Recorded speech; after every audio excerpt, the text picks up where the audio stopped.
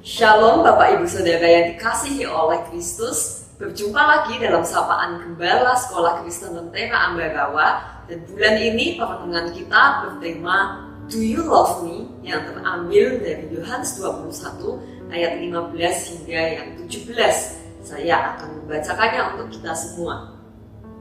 Sesudah sarapan, Yesus berkata kepada Simon Petrus, "Simon anak Yohanes, apakah engkau mengasihi aku lebih daripada mereka ini?"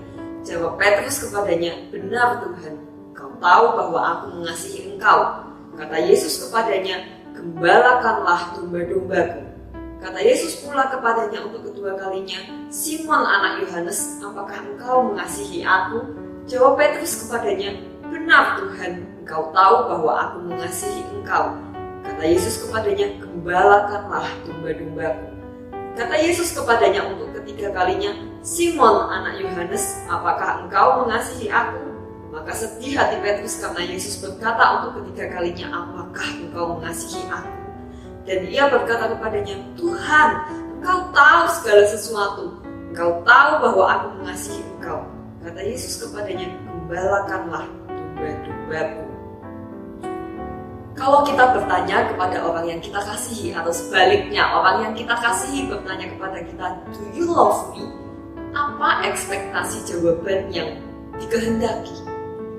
Tentu saja ekspektasinya adalah yes, I love you. Apakah mudah menjawabnya? Tentu saja menjawabnya sangatlah mudah. Tetapi yang sulit adalah konsekuensi dari jawaban tersebut. Karena ketika orang menyatakan rasa cintanya, maka ia harus melakukan sesuatu untuk menunjukkan rasa cintanya itu. Dan itu pula yang diharapkan oleh Tuhan Yesus kepada Petrus dan kepada kita juga. Dalam bacaan kita tadi, Tuhan Yesus menanyakan pertanyaan yang sama sebanyak 3 kali kepada Petrus. "Apakah engkau mengasihi aku?" Ketika Petrus menjawab, "Aku mengasihi engkau," Tuhan Yesus memberikan perintah, "Gembalakanlah domba-dombaku." Itulah aksi yang diharapkan Yesus dari Petrus atas jawaban kesanggupannya untuk mengasihi Yesus. Uniknya jika kita membaca dalam Alkitab terjemahan baru pertama, tidak ada perbedaan dalam perintah tersebut. Namun jika kita membaca Alkitab LAI terjemahan baru 2, kita akan menemui perbedaan dalam perintah tersebut. Yang pertama, "Peliharalah domba-domba kecilku." Bahasa aslinya lebih tepat bila diterjemahkan, "Berilah makan domba-domba kecilku." Apa artinya? Domba-domba yang masih kecil perlu untuk diberi makan agar mereka dapat bertumbuh dengan baik. Jika mereka tidak bertumbuh dengan baik atau menjadi domba yang stunting, maka mereka tidak bisa memproduksi bulu dan susu dengan optimal. Tentunya ini hanya kiasan. Ini bukan cuma soal makanan jasmani, tetapi bagaimana nantinya Petrus sebagai gembala jemaat harus memberikan jemaatnya, terutama yang masih baru, makanan rohani yang cukup supaya jemaatnya tidak mengalami stunting rohani, supaya jemaatnya itu tumbuh dengan baik dan dewasa kerohaniannya. Yang kedua, "Gembalakanlah domba-dombaku." Domba-domba yang dimaksud di sini adalah domba-domba yang sudah dewasa. Meskipun sudah dewasa, domba perlu tetap dituntun karena domba adalah binatang yang sangat lemah dan ceroboh. Hal ini menggambarkan kehidupan rohani manusia berdosa, di mana meskipun sudah dewasa rohaninya, ia tetap perlu dituntun karena masih rentan untuk jatuh dalam dosa. Inilah tugas Petrus sebagai gembala jemaat yang harus mengarahkan jemaatnya hidup dalam kebenaran firman Tuhan. Yang ketiga, "Peliharalah domba-dombaku," atau "Berilah makan domba-dombaku." Di sini Tuhan Yesus hendak mengingatkan Petrus untuk tetap memberikan makanan rohani bagi jemaat yang telah dewasa rohaninya. Karena hanya dengan dikenyangkan kerohaniannya melalui firman Tuhan, jemaat Tuhan dapat menjaga iman dan laku hidup mereka. Inilah apa yang diinginkan Tuhan dari Petrus ketika Petrus berkata, "Aku mengasihi engkau." Jika Yesus bertanya kepada kita hari ini, "Apakah engkau mengasihi aku?" Tentu kita ingin menjawab, "Ya Tuhan, aku mengasihi engkau." Maka Tuhan ingin kita mengembalakan domba-dombanya.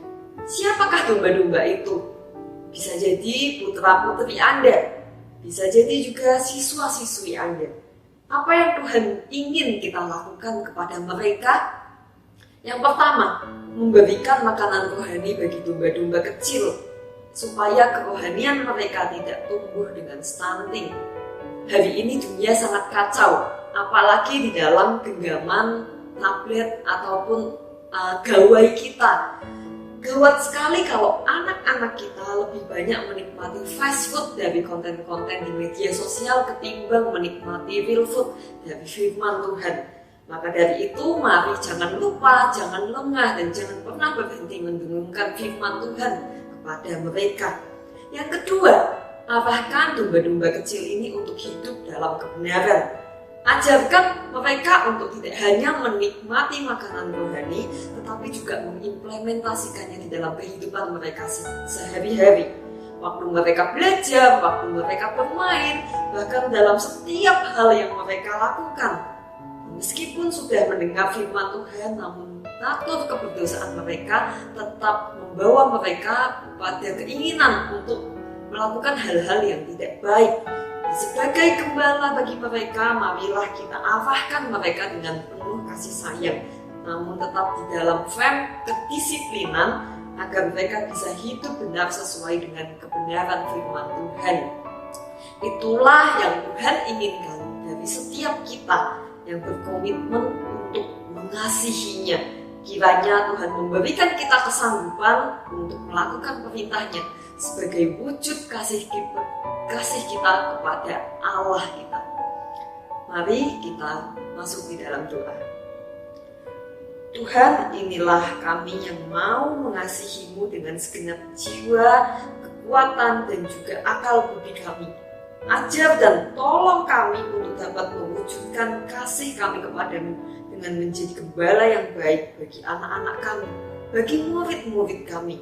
Kiranya Engkau sendiri yang memampukan kami untuk membuktikan kasih kami kepadamu. Di dalam nama Tuhan Yesus kami berdoa. Amin. Sampai jumpa di Sapaan Gembala di bulan yang selanjutnya.